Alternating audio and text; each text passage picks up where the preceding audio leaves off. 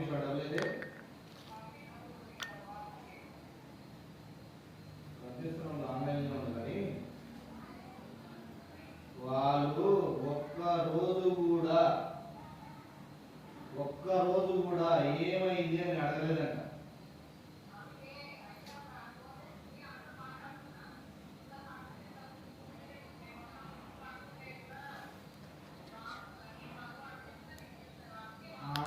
అన్ని చెప్తారు కాబట్టి ఇప్పుడు ఆ బాబాయ్